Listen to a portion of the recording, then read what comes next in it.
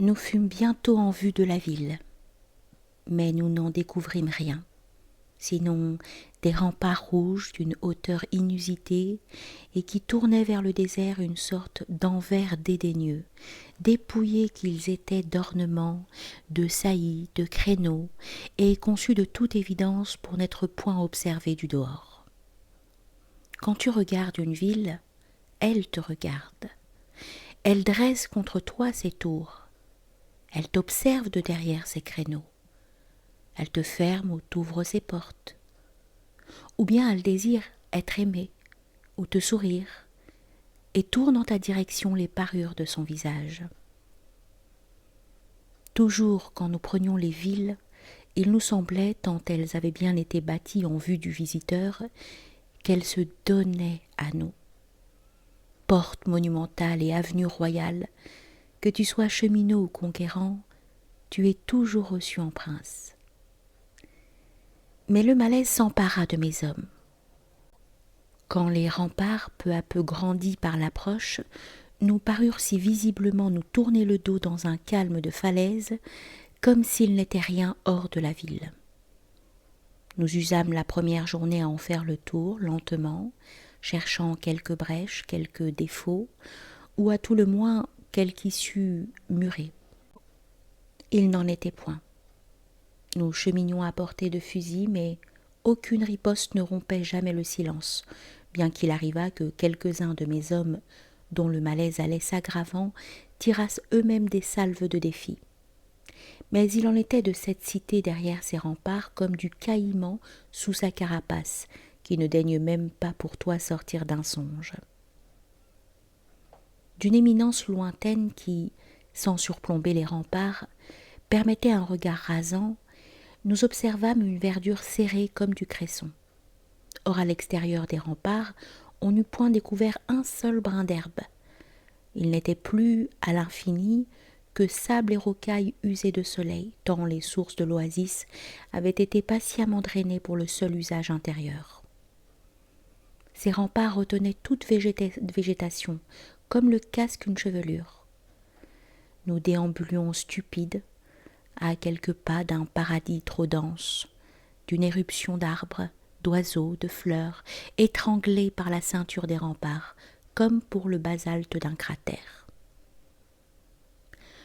Quand les hommes eurent bien connu que le mur était sans fissure, une part d'entre eux fut prise de peur, car cette ville jamais, de mémoire d'homme, n'avait donc ni délégué ni accueilli de caravane.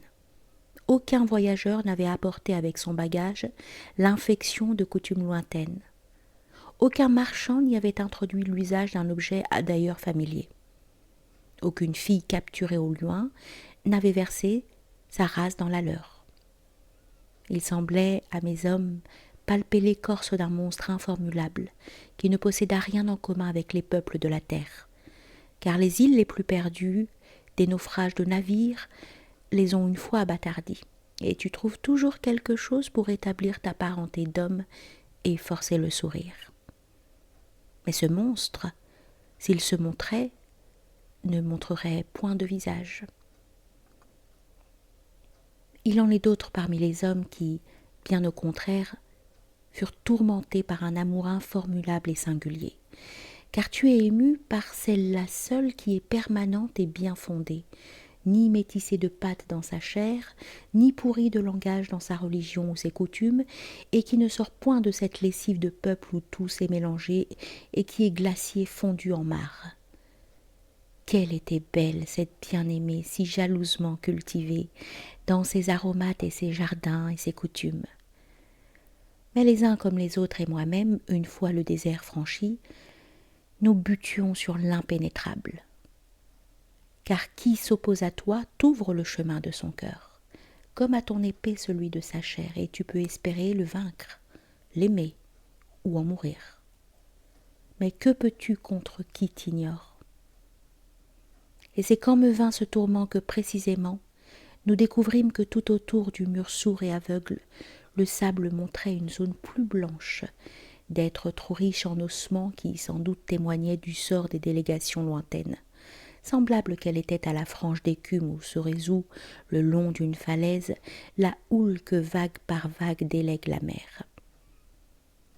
Mais comme le soir venu je considérais du seuil de ma tente ce monument impénétrable qui durait au milieu de nous, je méditais, il me parut que, bien plus que la ville à prendre, c'était nous qui subissions un siège. Si tu incrustes une semence dure et fermée dans une terre fertile, ce n'est point la terre qui, de l'entourer, assiège ta semence. Car ta semence, quand elle craquera, sa graine établira son règne sur ta terre. S'il est, par exemple, derrière les murs, me disais-je, tel ou tel instrument de musique ignoré de nous, et s'il en est tiré des mélodies âpres ou mélancoliques et d'un goût pour nous encore inconnu, l'expérience m'enseigne qu'une fois forcée cette réserve mystérieuse et répandu mes hommes parmi ces biens, je les retrouverai plus tard dans les soirées de mes campements, s'exerçant à tirer de ces instruments peu usuels telle mélodie d'un goût neuf pour leur cœur, et leurs cœurs en seront changés.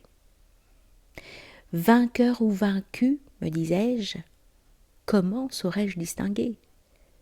Tu considères cet homme muet parmi la foule. Elle l'entoure et le presse et le force. S'il est contré vide, elle l'écrase. Mais s'il est d'un homme habité et construit à l'intérieur, comme de la danseuse que je fis danser, et s'il parle, alors ayant parlé, il a dans ta foule poussé ses racines, noué ses pièges, établi son pouvoir, et voilà ta foule, s'il se met en marche, qui se met en marche derrière lui en multipliant sa puissance. Il suffit que ce territoire abrite quelque part un seul sage bien protégé par son silence et devenu au cœur de ses méditations pour qu'il équilibre le poids de tes armes, car il est semblable à une graine. Et comment le distinguerais-tu pour le décapiter? Il ne se montre que par son pouvoir et dans la seule mesure où son œuvre est faite. Car il en est ainsi de la vie qui est toujours en équilibre avec le monde. Et tu ne peux lutter que contre le fou qui te propose des utopies, mais non contre celui qui pense et construit le présent, puisque le présent est tel qu'il le montre. Il en est ainsi de toute création, car le Créateur n'y apparaît point. Si de la montagne où je t'ai conduit, tu vois ainsi résolus tes problèmes, et non autrement, comment te défendrais-tu contre moi? Il faut bien que tu sois quelque part. Ainsi de ce barbare qui, ayant crevé des remparts et forcé le palais royal, fit irruption face à la reine. Or la reine ne disposait d'aucun pouvoir. Tous ses hommes d'armes étant morts. Quand tu fais une erreur dans le jeu que tu jouais par simple goût du jeu, te voilà rouge, humilié et désireux de réparer ta faute. Cependant, il n'est point de juge pour te flétrir, sinon ce personnage que tel jeu déliait en toi et qui proteste. Et tu te gardes des faux pas dans la danse, bien que ni l'autre danseur, ni personne n'ait qualité pour te les reprocher. Ainsi pour te faire mon prisonnier, je n'irai point te montrer ma puissance, mais je te donnerai le goût de ma danse, et tu viendras où je voudrais. C'est pourquoi la reine, se tournant vers le roi barbare, quand il creva la porte et surgit en soudard la hache au poing, et tout fumant de sa puissance et plein d'un énorme désir d'étonner, car il était vaniteux et vantard, eut un sourire triste, comme de déception secrète et d'indulgence un peu usée. Car rien ne l'étonnait sinon la perfection du silence. Et tout ce bruit, elle ne daignait point l'entendre. De même que tu ignores les travaux grossiers des égoutiers, bien que tu les acceptes comme nécessaires. Dresser un animal, c'est l'enseigner à agir dans la seule direction pour lui efficace. Quand tu veux sortir de chez toi, tu fais le tour sans y réfléchir, par la porte. Quand ton chien veut gagner son os, il te fera les actes sollicités de lui, car il a observé peu à peu qu'ils étaient chemin le plus court vers sa récompense, bien qu'en apparence il n'ait point de rapport avec l'os. Cela se fonde sur l'instinct même, et non sur le raisonnement. Ainsi le danseur conduit la danseuse par des règles du jeu qu'ils ignorent eux-mêmes, qui sont langage caché comme de toi à ton cheval. Et tu ne saurais me dire exactement les mouvements qui te font obéir de ton cheval. Or la faiblesse du barbare étant qu'il voulait d'abord étonner la reine, son instinct lui enseigna vite qu'il n'était qu'un chemin, tous les autres chemins la rendant plus lointaine, plus indulgente et plus déçue, et il commença de jouer du silence. Ainsi commençait-elle même de le changer à sa façon, préférant au bruit de la hache les révérences silencieuses. Ainsi me semblait-il qu'à entourer ce pôle qui nous forçait de regarder vers lui, bien qu'il fermât les yeux délibérément, nous lui faisions jouer un rôle dangereux car il recevait de notre audience le pouvoir de rayonnement d'un monastère. C'est pourquoi, ayant réuni mes généraux, je leur dis « Je prendrai la ville par l'étonnement. Il importe que ceux de la ville nous interrogent sur quelque chose. » Mes généraux, assagis par l'expérience et quoique n'ayant rien compris de mes paroles, firent divers bruits d'assentiment. Je me souvenais également d'une réplique qu'opposa mon père à certains qui lui objectaient que les hommes, dans les grandes choses, ne cédaient qu'à de grandes forces. « Certes, leur avait-il répondu, mais vous ne risquez point de vous contredire, car vous dites qu'une force est grande quand elle est faite céder l'effort. Quand elle fait céder l'effort. Or voici un marchand vigoureux, arrogant et avare. Il transporte une fortune de diamants, lesquels sont cousus dans sa ceinture. Et voici un bossu chétif, pauvre et prudent, qui n'est point connu du marchand, parle un autre langage que le sien, et souhaite cependant de s'attribuer les pierres. Tu ne vois point où loge la force dont il dispose ? Nous ne le voyons point, dirent les autres. Cependant, poursuivit mon père, le chétif ayant abordé le géant l'invite, comme il fait chaud, à partager son thé.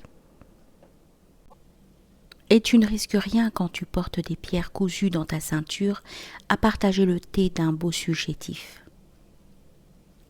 Certes, rien, dirent les autres. Et cependant, à l'heure de la séparation, le bossu emporte les pierres, et le marchand crève de rage, muselé jusque dans ses poings par la danse que l'autre lui a dansée. « Quelle danse ?» firent les autres. « Celle de 3 dés taillés dans un os, » répondit mon père. Puis il leur expliqua. « Il y a que le jeu est plus fort que l'objet du jeu. Toi, général, tu gouvernes 10 000 soldats. Ce sont les soldats qui détiennent les armes. Ils sont tous solidaires les uns des autres. Et cependant, tu les envoies se jeter l'un l'autre en prison, car tu ne vis point des choses, mais du sens des choses. Quand le sens des diamants fut d'être caution des dés, ils coulèrent dans la poche du bossu. Les généraux qui m'entouraient cependant s'enhardirent. « Mais comment les atteindrais-tu, ceux de la ville, s'ils refusent de t'écouter ? Voilà bien ton amour des mots qui te fait faire un bruit stérile. S'ils peuvent parfois refuser d'écouter, où vois-tu que les hommes puissent refuser d'entendre ? Celui-là que je cherche à gagner à ma cause peut se faire sourd à la tentation de mes promesses, s'il est assez solide de cœur. Certes, puisque tu te montres, mais s'il est sensible à telle musique, et que tu la lui joues, ce n'est point toi qui l'entendras, c'est la musique. Et s'il se penche sur un problème qui le dévore, et si tu lui montres la solution, il est bien contraint de la recevoir. Comment veux-tu qu'il feigne vis-à-vis de soi-même par haine ou mépris contre toi de continuer de chercher ? Si au joueur d'un jeu tu désignes le coup qui le sauve et qu'il a cherché sans le découvrir, tu le gouvernes car il t'obéira, bien qu'il prétende t'ignorer. Ce que tu cherches, si on te le donne, tu te l'attribues. Celle-là cherche sa bague égarée ou le mot d'un rébus, je lui tends la bague, l'ayant retrouvée, ou je lui souffle le mot du rébus.